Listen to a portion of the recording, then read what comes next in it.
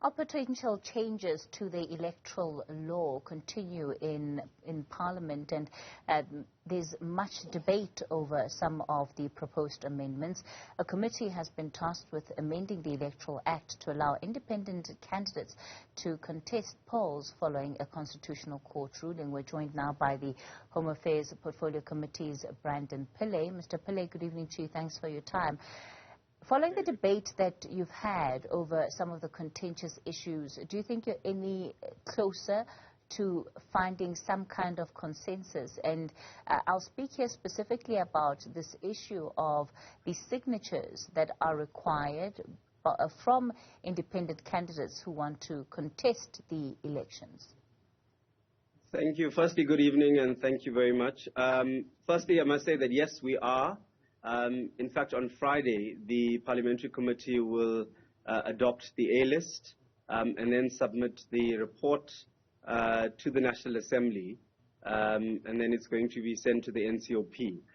But in respect of the signatures, now, in the current electoral amendment bill, there was a proposal of 30% of the signatures, and we have subsequently changed this to lower that to now 20%. And what that means is 20% of the quota of the previous election, a seat equivalent in terms of the quota in the previous election. So, for example, if a seat was 44,000 votes, then it means 20% of the 44,000 voters would then be the requirement of signatures, which amounts to 8,800.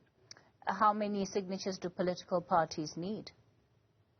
So currently, in the Electoral Act, political parties need a founding document, and then I think it's 1,000 registered voters in respect of the NA.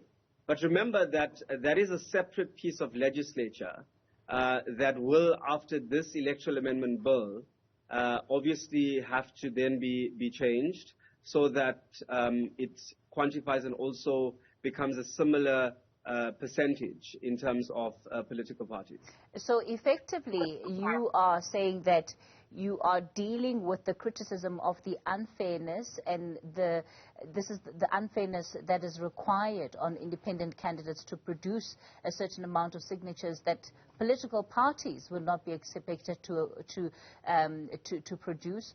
Would those changes be done in time for the adoption of the amendments to the Electoral Act and in time for the 2024 election? I think what I need to clarify and spell out clearly is that we are dealing with the Electoral Amendment Bill. And in respect of the Electoral Amendment Bill, we have included independent candidates and allowed for them to participate from a 50% down to 30% and now to a 20% in terms of signatures. Now, there has to be some level of support that one needs to show before you contest the National Assembly. This is the entire country that we are talking about. Now, political parties who currently are in the National Assembly or provincial legislatures have already shown a level of support. When it comes to them having acquired a seat, it means that they've had, if it was one seat, 44,000 voters who voted for them. This has already shown support for a political party. And hence, they are already occupying seats. But if, and I can't see any political party having a problem if they had to provide 8,800 signatures, because there are political parties with memberships that are far higher than that. So that is a different piece of legislation that the IEC will have to deal with in terms of the Electoral Act. Yes, but you're making it sound like you have done all that you can to ensure that the process is fair for independent candidates. And it's not about accommodating independent candidates as far as possible. That shouldn't be the framework under which this debate and conversation is taking place. But that's what it's coming across as. No, absolutely not.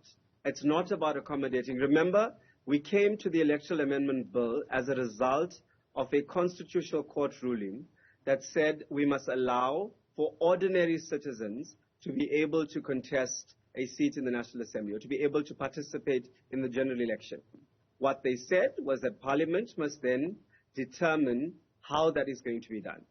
And that is how we've come to this process of where we've ensured that, one, we comply with a constitutional court ruling, and two, is that the framework around how one participates, it's not cut and dry. It's absolutely not cut and dry. And I think it's important to note that it's been a long process, but we have finally reached that point where we'll be able to finalize the electoral amendment. Again, going back to the criticism that has been leveled, is that the approach here is seen as one that is set to deter independent candidates from contesting elections. I must say that that is a view of independents or NGOs, and it is not the case. The Parliamentary Committee on Home Affairs has done everything to ensure that this, for example, the changes, the substantive changes that we made went out to written submissions. And you'll see that we have made changes. When this A list is adopted on Friday, you will see that there were further changes that we considered after those written submissions. So it can't be that we've just, hard and fast rules that we set in terms of this. No. We've taken the public consultation right from the public hearings up to the last one of where there were written submissions. We've taken every one of that into account, and hence we've made changes before the agency is presented. Again, the criticism, really centering on the fact that the approach by political parties is seen to be one of protecting their interests rather than fully embracing the spirit of the Constitutional Court ruling and really opening the space up for independent candidates to be able to contest. So we absolutely live in a democratic country, and I think everyone is entitled to their opinion and views, and so does independents and NGOs who have that view are entitled to that view, while political parties may have a different view, and I think each one is entitled to that view.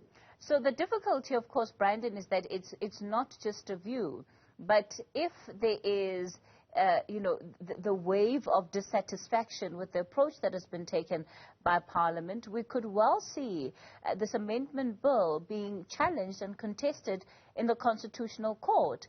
And we're looking at a very limited time frame within which to try and prepare and implement what will be the new legislation in time for the 2024 elections. I think, let me just spell out clearly, it will always be contested.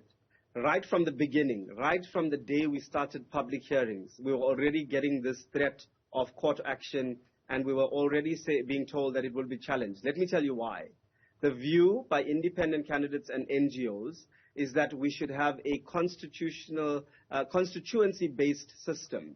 Now, that means an overhaul of the electoral system. Unfortunately, we were not going to be able to make that in 2024, and hence we had to take the current electoral system and then be able to see how you include and allow for participation of independents. So it will always be, because, remember, the view from independents and NGOs is that it should move to a constituency-based system. That's the argument that they have. Brandon, the biggest question is whether or not whatever is decided, whatever changes are made through this amendment bill will be able to withstand scrutiny, especially the scrutiny, again, of a court like the Constitutional Court. And if, in fact, what you ultimately decide to do will be found to be constitutional, that's really one of the questions that the Porfolio Committee needs to contend with as it undertakes this process.